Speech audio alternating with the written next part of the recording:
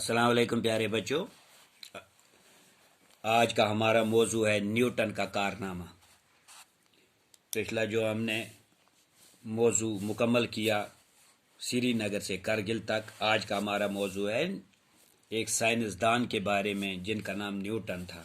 उनके कारनामे हम जानेंगे। ये सफ़र नंबर 81 है। ये इसका सफ़र है ज़िंदगी का न्यूटन का 1642 ईस्वी से 1727 ईस्वी तक, जो 85 साल पर मही है। कहते हैं कि न्यूटन जो थे, न्यूटन ने जब देखा दरख्तों से फल गिरते किसने नहीं देखते, मगर जब सेब का एक टुकड़ा न्यूटन के सर पर पड़ा तो इंसानी इल्म और फिक्र की तारीख का एक नया बाब खुल गया। क्योंकि इस वाक़ा से साइंसदानों ने कश्फ शक्ल के वो उसूल अख़ज़ किए जिन्होंने आज कल की साइंसी जो केस अरे खद खाल की तरबियत की। मॉडर्न साइंस जिससे गैलीलियो और उसके पेशरों ने अपने खून से सेंचा था, न्यूटन तक पहुँचते हुए एक तनावर पौधा बन गया जिसकी मज़ीद नशोनुमा को नासाजगार हवाओं के झोंकों से कोई ख़तरा न रहा। न्यूटन के अहद में रियाजी नजूम यानी सितारों का इल्म, रियाजी मैथमेटिक्स और फिजिक्स जैसे इल्म बलोगत को पहुँचे। 1642 ईस्वी में जब रोम की जेल में गैलीलियो दम तोड़ रहा था, इंग्लैंड के एक छोटे गांव में बाप की वफात के बाद एक बेवा माँ के बातन से ज़माना हाजिर का बाबाई साइंस एक लागर और बीमार बच्चे की शक्ल में इस दुनिया में वारद हुआ। माँ की दोबारा शादी पर इसकी परवरिश इसकी दादी ने की। नए खाविंद की वफात के बाद माँ ने इससे वापस बुला लिया। उस वक़्त न्यूटन 14 साल का था। प्यारे बच्चों, यानी दरख्तों से फल गिरते किसने नहीं देखे। आमतौर पर हम देखते हैं जब हम किसी बाग में जाएंगे, किसी अखरोट के दरख्त के नीचे जाएंगे, तो हम देखते हैं जो अखरोट हैं ये नीचे ज़मीन पर गिरते हैं, हम सुबह जाकर ये उठा लेते हैं। या सेब गिरते हैं, ये जो पेड़ों से गिरते हैं ये ज़मीन पर आकर गिरते हैं। गैलीलियो जो न्यूटन था, न्यूटन ने ये सोचा चलो ये सेब जो है ये क्यों ज़मीन पे गिरते हैं। न्यूटन को तब इसका ये एहसास हुआ जब सेब का एक दाना जो न्यूटन के सर पर पड़ा। जब वो एक बाग में से जा रहे थे या एक सेब के दरख्त के नीचे से गुजर रहे थे, तो सेब का एक दाना न्यूटन के सर पर पड़ा। तो इंसानी इल्म और फिक्र की तारीख का एक नया बाब वहाँ से शुरू हुआ। क्योंकि इस वाक़े से साइंस ने ये देखा जो ये है, ये क्या बोलते हैं, कशिश शकल, वो कशिश वो जिससे अजसाम ज़मीन के मरकज़ की तरफ माइल होते हैं, जिससे कोई चीज़ ज़मीन की तरफ आ जाती है। तो वहाँ से ये पता चला कि ज़मीन इन चीज़ों को अपनी तरफ कशिश करते हैं।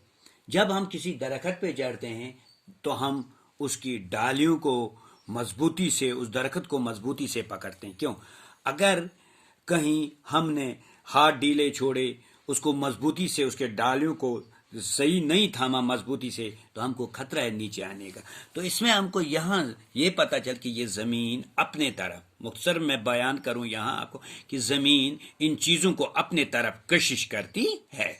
जिन्होंने आजकल की साइंसी केस अरे खयाद व खाल की तरबियत की, मॉडर्न साइंस जो था जिसे गैलीलियो और उसके बाकी साइंसदानों ने अपने खून से सेंचा था।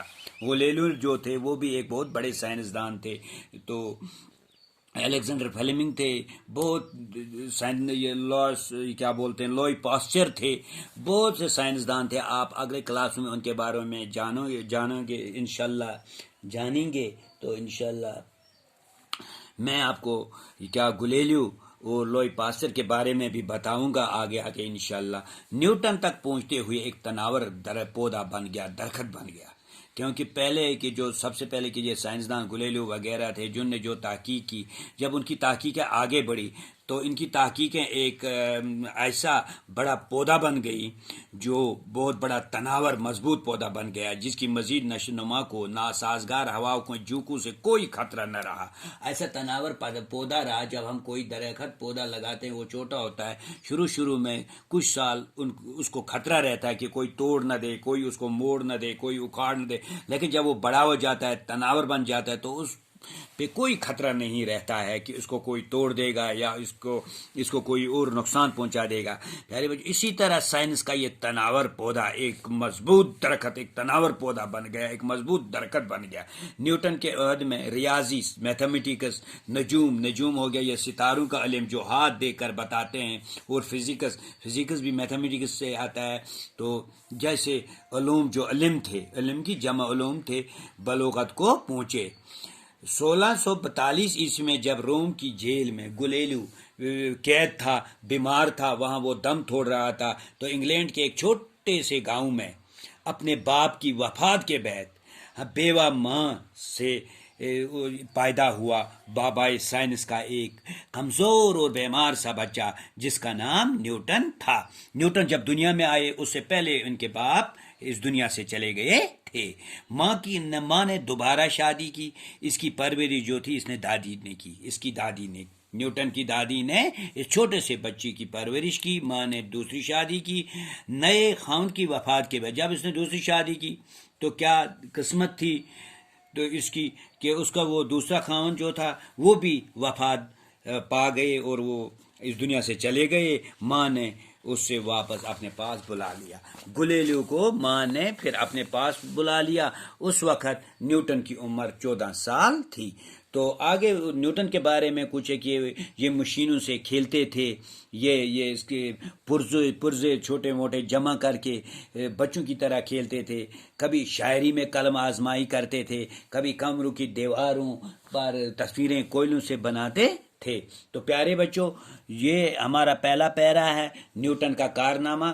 تو انشاءاللہ اس کا دوسرا ہم کل پڑھیں گے۔ یہاں ایک سوال ہے، نیوٹن کہاں پیدا ہوئے؟ نیوٹن انگلینڈ کے ایک چھوٹے سے گاؤں میں پیدا ہوئے۔ تو انشاءاللہ یہ ایک سوال آپ نوٹ کیجئے اور یاد بھی کیجئے۔ انشاءاللہ دوسرا سوال کل ہم پڑھیں گے کہ جس کے بارے میں نیوٹن کے چچا نے ان کے بارے میں کیا کہا۔ وہ ہم کو معلوم نہیں ہے کہ اس کے چچا نے ان کو اس کے بارے میں کیا کہا۔ باقی